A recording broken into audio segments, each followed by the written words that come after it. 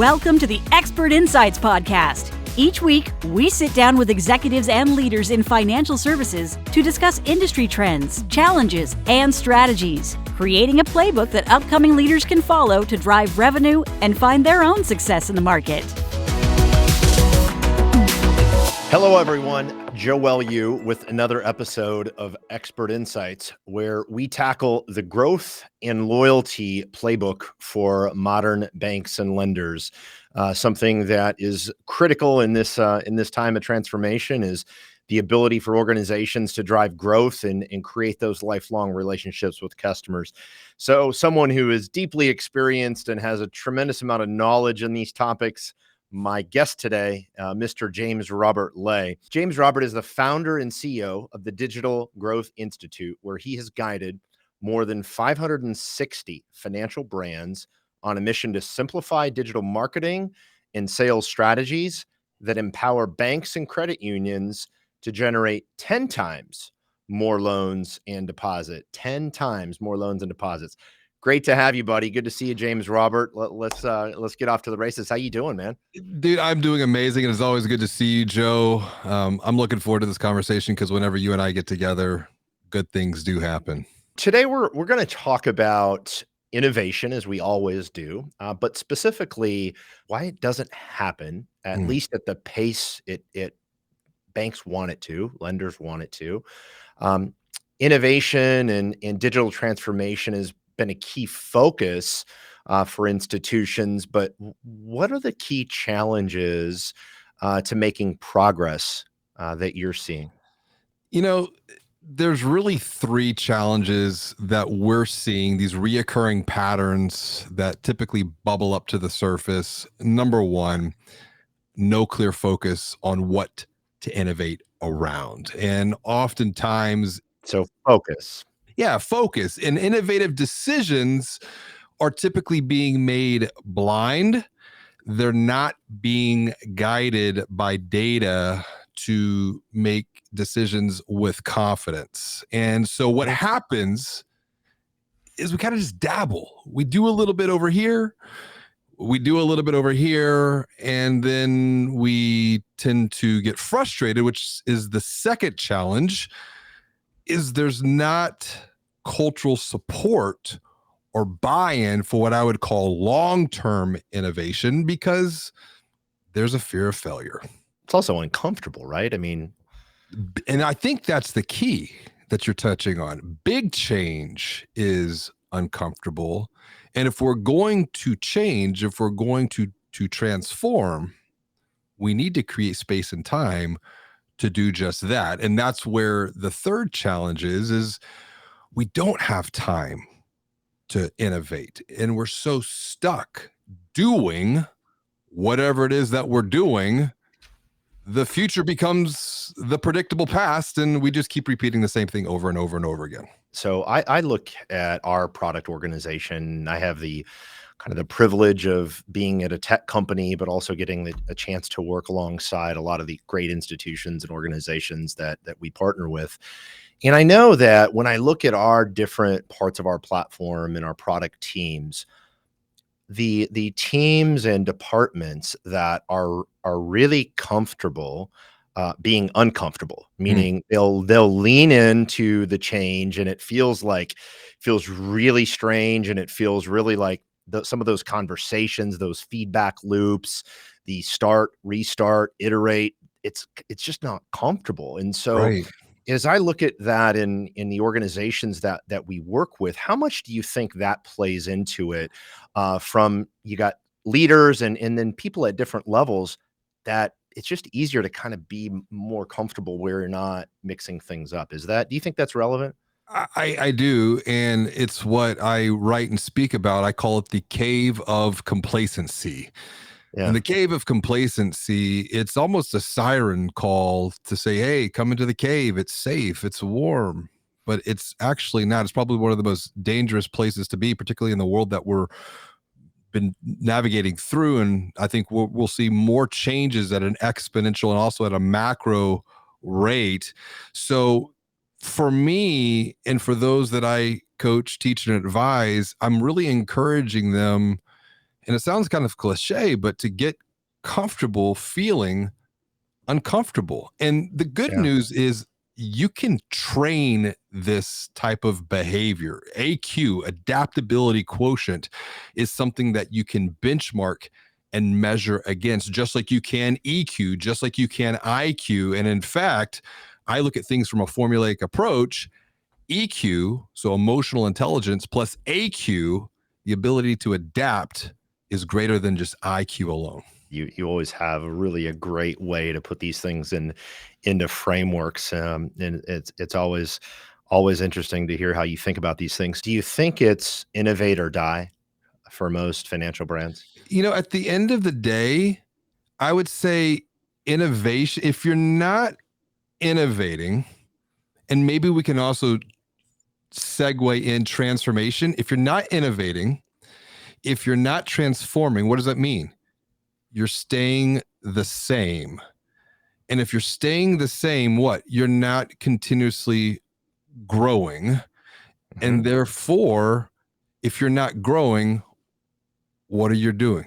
Or maybe I should say innovate or slowly die, right? I would say it's a slow death, because I do believe that we can learn from the ancient Stoics here. Memento Yeah. mori. Remember your death. And I think if we remember this, like, do we have the potential to be around 5 years from now, 10 years from now, based upon everything that's going on? If we memento mori, if we remember our death, we can almost use that as inspiration to continue to evolve, to innovate, to transform, and to ultimately grow. But that inspiration can't just be self-serving.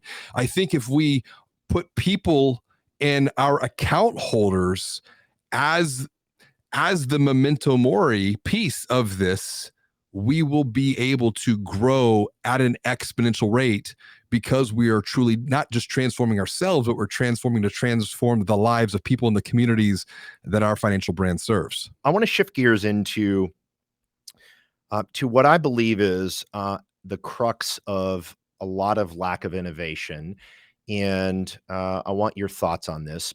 So we think about data, and specifically for purposes of this conversation, the ability to take all of the information about your customer, really understand that customer, and then be able to change how you serve that customer based on that understanding. We see a lot of organizations, their inability to innovate really starts at their lack of ability to work with the data, understand the data, activate the data, enable the people taking care of the customer with the right data.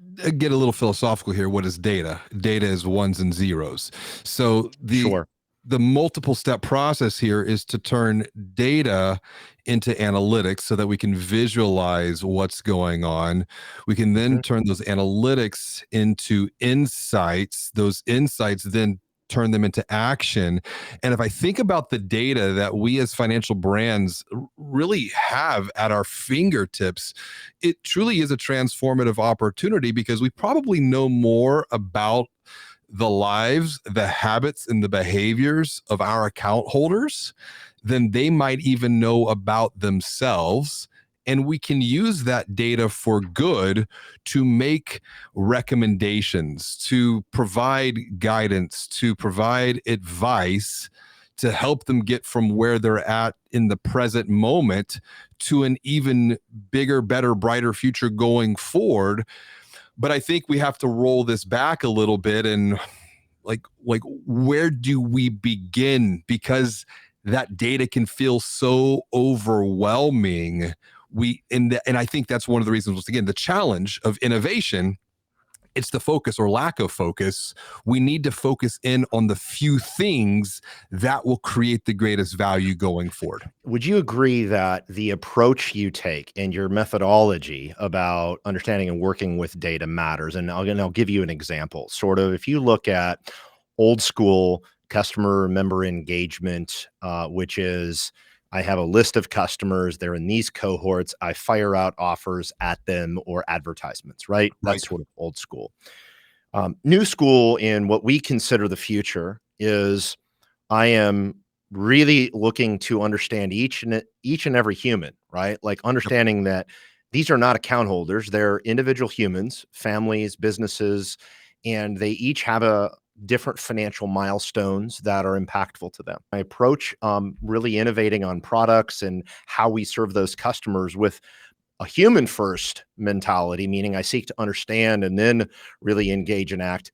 Um, we think that that is obviously the best possible path, but so many of the organizations that we see still have a transactional mindset. Give me your take on that, and in any progress you're seeing out there with organizations being able to take that human first but still innovative approach. We must move from the macro to the micro.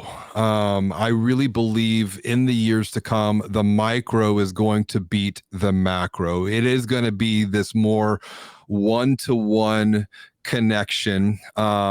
People are longing for that. People are craving that. And it's the organizations, it's the brands that take the time to put together the systems and processes to not just transact, because any type of transaction can be easily commoditized, but to really look at the human and put the transformation of that person, of that individual, make a commitment that we're going to put their transformation over the commoditized transaction. And I think Izzy Sharp from Four Seasons, the founder of Four Seasons, he says it best. He says, we must automate the predictable so that we can humanize the exceptional. So if you think about how this translates into a lot of the organizations that we work with, and just our privilege to get a chance to be in the trenches with a lot of times, it's really how can you use automation to look at the just improving all of the little touch points on the customer journey,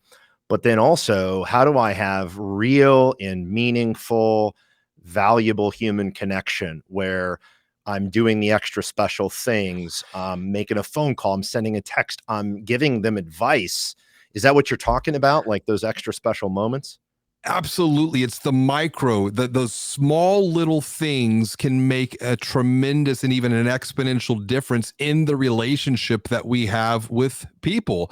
And what this means is, once again, you talked about mindset of transaction and transforming that mindset to really be transformational from the lens of elevating people, elevating the account holder. It's about taking a proactive stance in their life. And I want to give a real example here. Financial brand, community bank, struggling with online conversions. They said, hey, what's the problem? Your abandoned applications, right? You've got 95% of people abandoning your applications. What if you had a person call those abandoned applications? What if you had an automated email being sent out? What would happen? What if you did both? What if you had, Exactly. What if you did both? And I think that's the point here. You start with one, start with the automation. That's very easy. You can roll that out in 90 days. Start that automated. Every person that abandons an application, we're going to send them an automated email. True story. 15 to 25% additional conversion by just adding one automated email. And it's basically something very friendly. Hey, we saw you started. We know life gets busy. What can we do to help you continue? Click here to continue the process. And 15 to 25% additional conversions because of that. Now, add the human element into this to where you're also adding outbound calls, and you're going to probably add another 10 to 15%. And so that's what I'm talking about. It's these small additional touch points that have been strategically thought out. They're applied, and then we come back, we review what we've done so that we can optimize and make whatever that experience is that much better. We don't get stuck in the cave of complacency. So for those of our audience that are listening, that are thinking, okay, this is great. I love kind of the theory and how you guys think about it, but where in the hell do I get started to actually make progress in my organization? Start small. Don't try to boil the ocean. back to your point, progress is definitely greater than perfection. And the way that we can measure that is by looking behind at what we've done. And we need a window, we need a horizon line for that. So I like a 90-day view, a 90-day lens. We review what we've done over the previous 90 days, and we're looking for quick wins that help to build the courage and confidence of others on our teams. Because when we build the courage and confidence of others, that allows for more commitment and buy-in. So let's get really practical here. We need a framework that can guide our thinking. And what we use and what we teach is the banker strategy circle. Build an audience, attract leads, nurture leads, convert leads, expand the relationships, repeat the process with ratings, reviews, and referrals. Those 6 specific steps can be applied to different product lines. Once again, start small. Pick one of those elements. Maybe it's the nurturing piece. Maybe it's the expansion piece. Pick one element of the banker strategy circle for one product line. Focus on that over a 90-day period of what you're looking to innovate, what you're looking to improve, what you're looking to optimize. And then at the end of that 90-day period, review the progress. What have you done? What worked well? What could be even better? Rinse and repeat. Yeah, for us, I mean, we've really worked with our sales team and really rethinking about how we initially partner and say, wait a second, let's not start with all of these things.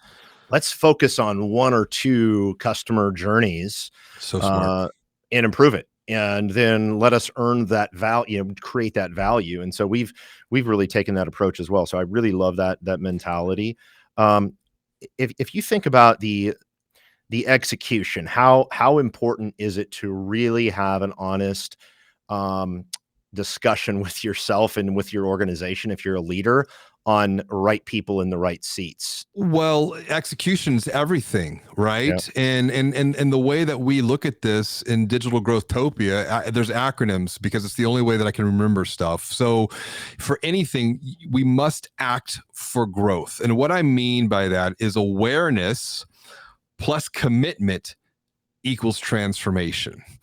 Mm-hmm. Otherwise, you can have all the awareness in the world, but if you don't have the courage to commit, you're not going to go anywhere. And that really comes down to having the right people in the right seats, because otherwise the bus is just going to stay there. It's not going to go forward. Or on the opposite end of the spectrum, you can commit to something, but if you don't have the proper awareness, you might be going down the wrong path and end up frustrated, or even worse, stuck back in the cave of complacency. So it's a matter of awareness, which really comes from continuous learning, thinking about what you've learned, and then commitment, applying what you've learned through doing, and then creating that space and time to review what you've done, to then just repeat that process all over again. With the awareness, meaning if I'm awareness, I'm doing an audit of my current organization. I'm doing an audit of how my data flows, on how my customers are experiencing our organization, right? That awareness comes with sort of that auditing of that current scenario, those current situations. From there, I can get accurate information, and then I can get a plan, right? Which is what you're saying. Yes. And then, as you mentioned, the commitment. And one of my favorite questions is, hey, if I'm partnering with an exec and we've gotten to have good rapport, my board always asks me this, like, hey, are you interested or are you committed? Right? Because interested means that, well, I'm interested in innovating and actually leading over this next 3 to 5 years versus kind of slowly dying. I'm interested. Interested means that the first few obstacles, your team's throwing back, this is why it can't be done. You sort of go off track, right? If you're really committed, then you're leaning in and you're saying, it's not an option for us to transform. We must modernize, right? I want to roll this back because you're talking about commitment, but there are 2 things that precede commitment. First and foremost is clarity, and clarity comes through learning. It comes through the diagnostic work that you're talking about. It comes from that awareness piece. And then clarity then can transcend to courage. And what does courage come through? It comes from developing that plan, developing that strategy. This is where we're going to go.